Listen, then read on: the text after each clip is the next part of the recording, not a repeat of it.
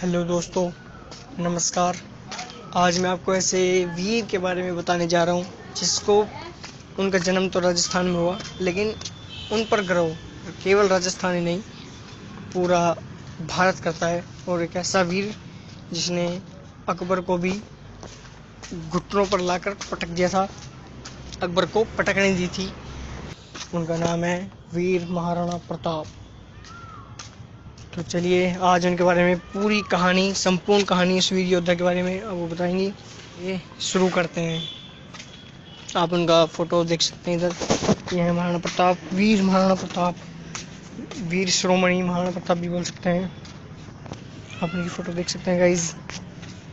अदम्य अविजीत आजीवन स्वतंत्र, लास्ट तक स्वाभिमान की रक्षा करते हुए और अपने क्षेत्र, अपनी प्रजा के लिए कुर्बान होने वाले ऐसे योद्धा थे।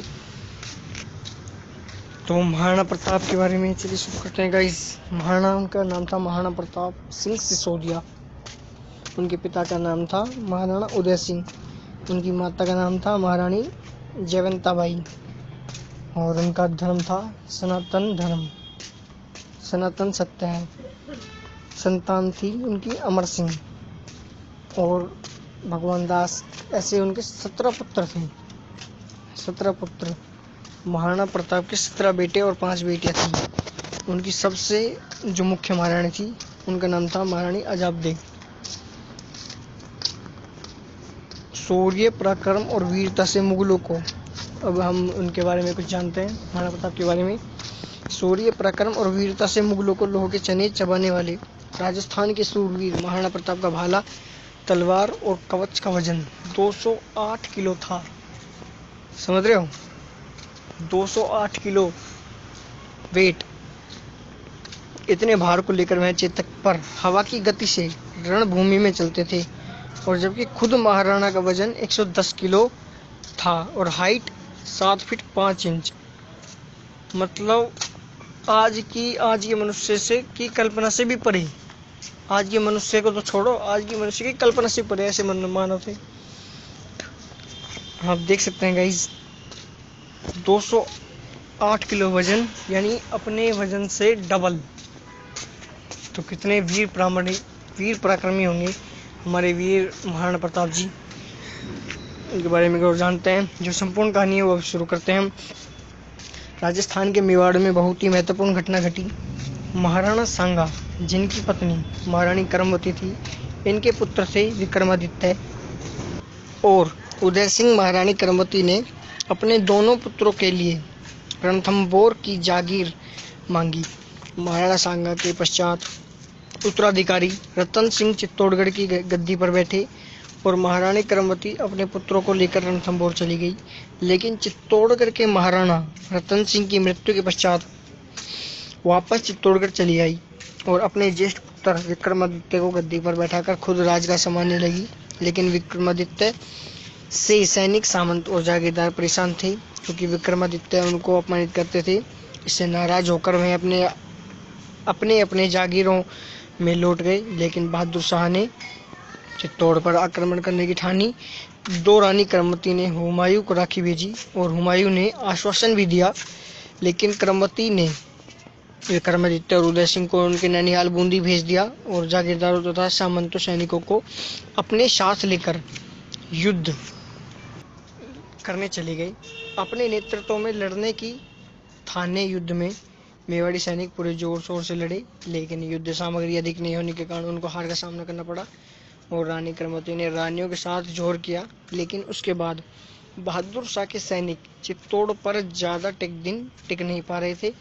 मेवाड़ के बचे हुए राजपूत सैनिकों ने उन्हें मार भगाया और बूंदी से विक्रमादित्य तथा उद्देश्य को भी बुला लिया गया और विक्रमादित्य का राज्याभिषेक कर दिया गया। लेकिन यहाँ के सामंतों, जागीरदार और सैनिक उससे असंतुष्ट थे और इसे संतुष्टि का पता चालाक बनवीर को चला। चालाक बनवीर चित्तौड़गढ़ आ पहुंचा और जल्द ही उसने विक्रमादित्य का मुख्य सलाहकार बन गया। धीरे धीरे मेवाड़ की बागडोर बनवीर के हाथों में आ गई। मौका पाकर बनवीर ने विक्रमादित्य की एक ही वार से हत्या कर दी और वह उदय सिंह की तरफ बढ़ रहा था। लेकिन यह समाचार किसी दासी ने पन्नाधाय को पहले ही पहुंचा दिया था, तो पन्नाधाय ने अपने पुत्र चंदन को उदय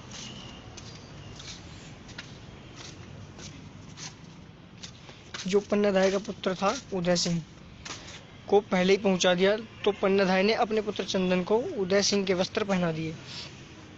और जब बनवीर आया तो उसने पूछा, तो उसने इशारा कर दिया चंदन की तरफ, जो कि उदय सिंह के बिस्तर पर सो रहा था। पन्नाधाय की आंखों के सामने, एक माँ की आंखों के सामने बनवीर ने एक ही बार से उदय सिंह समझकर चंदन को मार दिया। उसके बाद पन्नाधाय ने अपने विश्वास वाले व्यक्ति के साथ मिलकर उदय सिंह को महल से बाहर निकाला और कुंभलगढ़ किले के किलेदार आशा है कि यहाँ धान मांगने आई आशा शाह ने अपना कर्तव्य समझकर और पन्नाधाय को बहन मानकर तथा उद्देश्य को भांजा मानकर शरण दी। यहीं पर उदय सिंह का राज तिलक हुआ। उसके बाद बनवीर से युद्ध किया, जिसमें बनवीर हारकर भाग गया और चित्तौड़ पर वापस अधिकार किया। उदय सिंह ने अब उसके साथ यहीं कुंभलगढ़ के किले में उदय सिंह की पत्नी वैजंती बाई के महाराणा प्रताप का जन्म हुआ और वीर महावीर भारत के वीर पुत्र महाराणा प्रताप जिनके ऊपर पूरे देश को गर्व है, जो पूरे भारत में प्रसिद्ध हुए और मेवाड़ की आन बान शान बजे। अर्थात चंदन था वो पन्नाधाय का पुत्र था और उदय सिंह महाराणा प्रताप के पिता थे। लेकिन जो वहाँ का शासक था वो उदय सिंह को मारना चाहता था ताकि उसके वंशज उसकी गद्दी पर न बैठ जाएं। इसीलिए जो पन्नाधाय थी उन्होंने उदय सिंह के स्थान पर अपने पुत्र चंदन को वहाँ पर रख दिया और उसकी जान बचाई। और उस शासक ने उसी माँ के सामने अपने ही उसके पुत्र को उसी की आंखों के सामने तलवारों से चीर दिया, मार दिया और उसी उदय सिंह जो बचा था उसको सुरक्षित महल से बाहर निकलवा दिया गया। और उसी जो उदय सिंह था उसी के पुत्र का नाम महाराणा प्रताप, जो कि हम सभी के प्रेरणा स्रोत हैं और सदा रहेंगे। आप इस स्टोरी को पढ़ भी सकते हैं, स्किप भी कर सकते हैं, ऐसे काफ़ी प्रेरणा स्रोत है। तो चलिए आगे देखते हैं। इसके बारे में कुछ शेर व शायरी कही गई है महाराणा प्रताप जी के बारे में, जो कि हमें शौर्य बलिदान आदि की प्रेरणा देती है, शौर्य बलिदान करने की प्रेरणा देती है। महाराणा प्रताप जी के बारे में कुछ शेर व शायरी कही गई है जो हमें शौर्य, पराक्रम, वीरता आदि को प्रोत्साहित करते हैं। तो देखते हैं। फीका पड़ता था तेज सूरज का, जब तू माथा ऊंचा करता था। थी कोई बात राणा तुझ में, अकबर भी तुझसे डरता था। इतना वीर आदमी था जो अपन कहते हैं चींटी अपने वजन से दुगना लेकर चल सकती है कोई भी सामान, लेकिन महाराणा प्रताप आदमी होकर, मनुष्य होकर, जिसका खुद का ही वजन 110 किलो है, वो 208 किलो के अपने अस्त्र शस्त्र लेकर चलता था। समझ रहे हो? मतलब महाराणा प्रताप जी के बारे में एक बात और कही जाती है, जो कि बिल्कुल अगर आप इसे सुनेंगे तो शायद आप भी एक बार आपका जो सीना है वो भी चौड़ा हो जाएगा ये सुनकर कि द्वंद्व कहाँ तक पाला जाए, युद्ध कहाँ तक टाला जाए। तू भी है राणा का वंशज, फेंक जहाँ तक भाला जाए। कितनी महान बात और कितने महान योद्धा, उनके सम्मान में आप समझ सकते हैं। काफ़ी प्रेरणा स्रोत हमारे महाराणा प्रताप जी। तो उम्मीद करता हूँ गाइस आपको संपूर्ण जानकारी मिल गई होगी।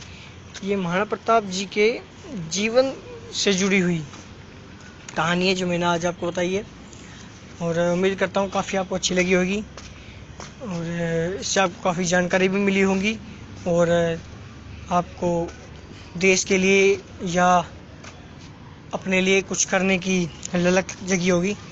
इसी उम्मीद के साथ आपका बहुत बहुत धन्यवाद।